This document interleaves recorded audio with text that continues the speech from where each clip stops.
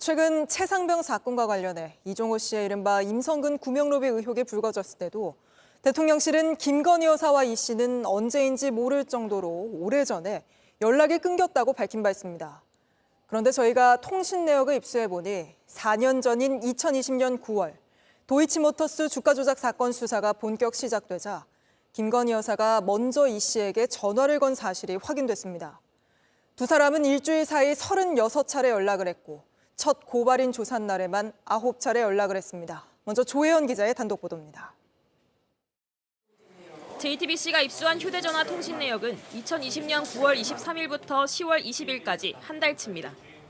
김건희 여사와 블랙펄 인베스트 전 대표인 이종호 씨가 주고받은 통신 내역이 담겨 있습니다. 이 씨는 주가 조작의 핵심 인물로 1심과 2심에서 모두 유죄를 받았습니다. 첫 연락은 9월 23일입니다. 검찰이 주가 조작 사건 고발인으로 황희석 전 법무부 인권국장을 이틀 뒤 소환 조사한다는 게 언론에 알려진 바로 다음 날입니다. 오후 5시 13분에 김 여사가 먼저 전화를 걸었습니다. 이렇게 23일에 전화는 3번, 문자는 1번 주고받았습니다. 다음 날인 24일에는 전화 7번, 문자는 3번 오갔습니다. 황 전 국장을 고발인으로 조사한 25일에는 9번이나 통화했습니다. 이렇게 두 사람은 9월 23일부터 9월 30일까지 일주일 사이에 36번 전화와 문자로 연락했습니다. 검찰은 2020년 4월 고발장을 접수하고도 5달이 지난 9월에서야 고발인 조사를 하며 본격적인 수사에 나섰습니다. 그러자 김 여사가 주가 조작 사건의 핵심인 이 씨와 집중적으로 소통한 겁니다.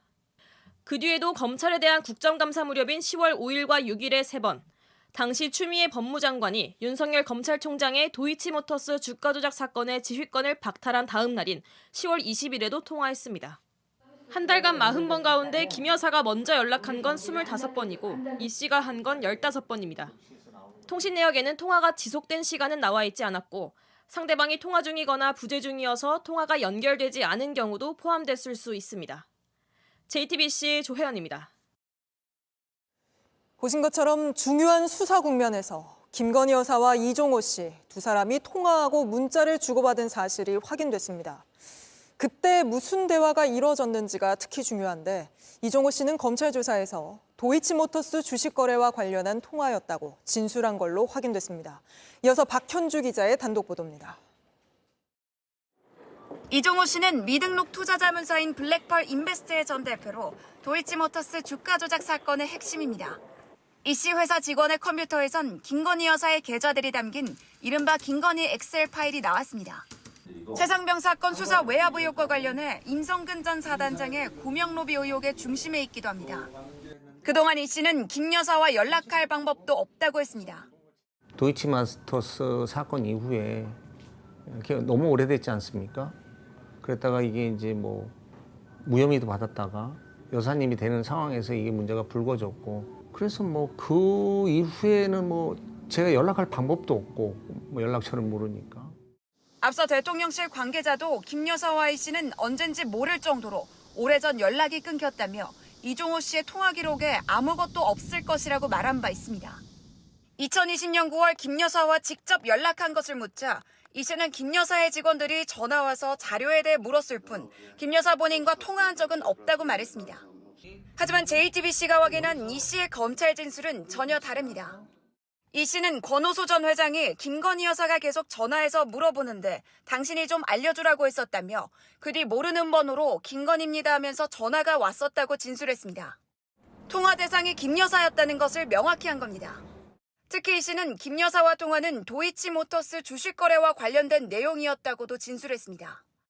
2020년 9월에 두 사람의 휴대전화 통신 내역은 대통령실과 이 씨의 해명과 차이가 있습니다. JTBC 박현주입니다. 검찰 수사가 본격 시작되자 김건희 여사와 주가 조작의 핵심 인물인 이종호 씨가 수십 차례 연락을 했고 특히 김 여사가 먼저 접촉을 시도한 걸로 확인되면서 파장이 예상됩니다. 이제껏 김 여사 측이 해온 해명과도 또 이 씨의 해명과도 거리가 있다는 지적이 나올 수 있기 때문입니다. 이번 사안 취재하고 있는 법조팀 연지환 기자와 좀 더 짚어보겠습니다. 자, 연 기자, 먼저 두 사람의 통신 내역은 검찰도 확보를 한 것이죠? 네, 맞습니다. 검찰도 이 자료를 확보했고요. 이 내역을 바탕으로 이종호 씨에게 왜 통화를 한 건지, 내용은 뭔지 등을 조사했습니다. 이 과정에서 저희가 취재한 바에 따르면 권오수 전 도이치모터스 회장이 중간에서 김 여사한테 전화가 올 거다 이렇게 다리를 놨고요. 실제로 이 씨와 통화가 이루어졌습니다. 이 씨도 검찰에서 김 여사가 자료를 봐달라면서 보냈고 직원에게 검토를 지시했다 이렇게 진술을 했습니다. 네, 그런데 일주일 사이에 36차례나 연락을 했다면 상당히 많이 한 거 아닙니까? 네, 그렇습니다. 통신 내역을 조금 자세히 뜯어보면요. 2020년 9월 30일 추석 연휴 첫날이죠.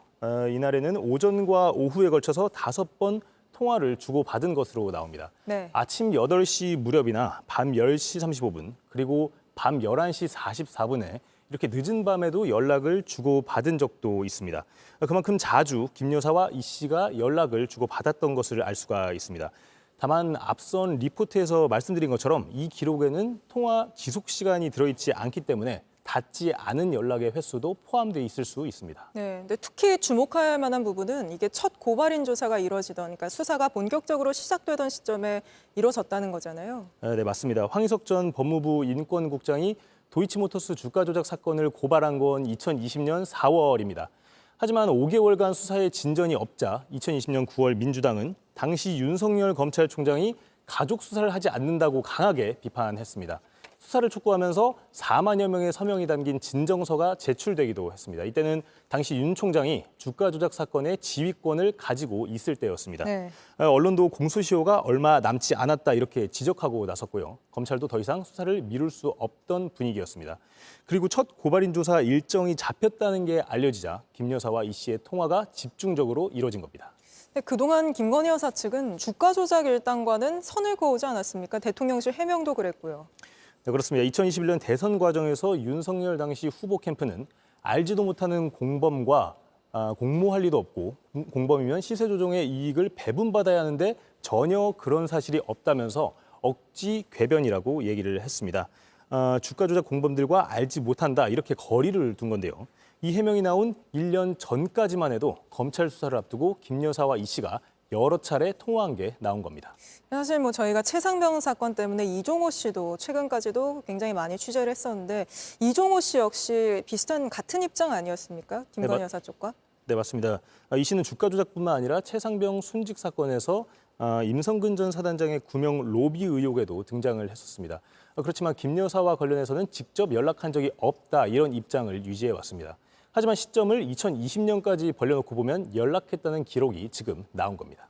두 사람이 연락해서 어떤 대화를 했는지가 중요한데 거기에 따라서 김건희 여사가 이 주가 조작 사실을 인지하고 있었는지 그 여부를 확인할 수 있지 않겠습니까? 네, 그렇습니다. 김 여사 측은 그동안 주가 조작의 공범들과 선을 그으면서 계좌를 맡겼을 뿐이다 이런 입장을 유지해 왔습니다. 그런데 고발 사건의 통상 절차인 고발인 조사를 두고 소통이 집중적으로 이뤄진 기록이 이렇게 나오면서 새롭게 주목이 되는 건데요. 이런 소통이 검찰 수사에 대비한 것은 아닌지 따져봐야 하기 때문입니다. 다만 구체적으로 주식 거래 어떤 부분에 대해서 김 여사와 이 씨가 연락을 한 것인지에 대해서는 좀 더 취재가 필요합니다. 이 부분은 계속 추가 취재를 하고 있고요. 후속 보도를 이 자리에서 할 계획입니다. 네, 김 여사 측, 그러니까 대통령실 입장은 들어봤습니까? 네, 그렇습니다. 대통령실을 통해서 김 여사 측의 입장을 물어봐 놓은 상태인데 아직 답은 오지 않고 있습니다. 네, 알겠습니다. 나중에라도 오면 저희가 또 전해드리도록 하겠습니다. 오늘은 여기까지 들어보죠. 연지환 기자였습니다. 네, 지금까지 검찰은 항소심 결과를 보고 김건희 여사에 대한 처분을 정하겠다고 밝혀왔습니다. 그런데 어제 이 전주의 유죄 판결이 나오자 김 여사와는 사례가 다르다고 했습니다. 검찰 입장이 달라진 거 아니냐는 지적도 나옵니다. 박현주 기자입니다. 김건희 여사가 도이치모터스 주가 조작 사건으로 고발된 건 2020년 4월입니다. 이게 정식으로 사건이 접수되는 이상 검찰에서는 좀 신속하게 사건을 좀 처리를 하고 수사를 해서 하지만 검찰은 정부가 바뀌고 난 뒤에도 2년이 넘도록 김 여사에 대한 결론을 내지 않았습니다. 지난해 12월 검찰 관계자는 김 여사 처분을 놓고 재판 과정을 보면서 수사할 것이라고 설명했습니다. 올해 2월에도 항소심에서 공방이 벌어지고 있으니 지켜봐야 한다고 했습니다. 그리고 검찰은 김 여사처럼 계좌를 빌려준 전주로 지목된 손모 씨에 대해 방조 혐의를 추가했습니다. 손 씨에게 유죄 판단이 나오면 비슷한 상황에 있는 김 여사에 대한 수사 문턱도 낮아지게 된 겁니다. 그런데 손 씨의 방조 혐의가 인정되자 검찰은 김 여사의 경우는 다르다고 했습니다. 계좌만 빌려준 김 여사와 손 씨를 직접 비교할 순 없다는 겁니다. 항소심 재판부도 손 씨가 직접 계좌를 운용하며 주가 조작 일당에게 내가 상한가를 찍었다며 메시지를 보내거나 정보를 교류했다고 판결문에서 설명했습니다. 항소심 처분을 보겠다는 검찰의 입장이 미묘하게 달라지면서 김 여사에게 어떤 처분을 내릴지 주목됩니다. JTBC 박현주입니다. 도이치모터스 주가 조작 관련 소식입니다. 수사의 핵심은 김건희 여사에게 방조 혐의를 적용할 수 있는지 여부에 달려 있습니다. 이를 위해서는 김 여사가 권오수 전 도이치모터스 회장과 어떤 관련이 있는지가 밝혀져야 할 걸로 보입니다. 박현주 기자입니다. 2심 재판부는 권오수 전 도이치모터스 회장이 주가 조작 세력을 이용해 주가를 끌어올리는 과정에서 김건희 여사와 어머니 최은순 씨의 계좌를 활용했다고 봤습니다. 특히 권 전 회장은 최 씨의 계좌로 주식 거래를 할 당시 최 씨의 공인인증서와 비밀번호까지 따로 받았습니다. 김 여사에겐 주가 조작 선수인 이정필 씨를 소개하고 이 씨에게 김 여사의 계좌를 관리하는 대가로 30에서 40%의 수수료를 주는 방안도 제안했습니다. 김 여사는 권 전 회장이 자신의 계좌 거래에 관여하고 있다는 사실은 알고 있었던 것으로 보입니다. 2010년 11월 1일 도이치모터스 주가 조작 선수들이 8만 주를 매도하란 메시지를 주고받고 7초 뒤 김 여사 계좌에서 8만 주의 매도 주문이 발생합니다. 판결문에 담긴 녹취록을 보면 실제 같은 날 김 여사는 방금 8만 주가 다 매도됐다는 증권사 직원의 보고에 알겠다고 답했습니다. 다만 김 여사에게 이미 유죄 판결을 받은 손모 씨 등과 같은 방조 혐의가 적용되려면 자신의 계좌가 시세 조종에 쓰였는지 알고 있어야 합니다. 권 전 회장과 오랜 기간 친분을 쌓고 투자를 이어온 김 여사가 이런 사실을 몰랐을 리 없다는 지적도 나옵니다. 앞서 2심 재판부도 김 여사를 도이치모터스의 초기 투자자로 권 전 회장의 지인이라고 했습니다. 권 전 회장은 검찰 조사에서 재판 중이라 말하기 어렵다며 진술을 거부한 것으로 알려집니다. JTBC 박현주입니다.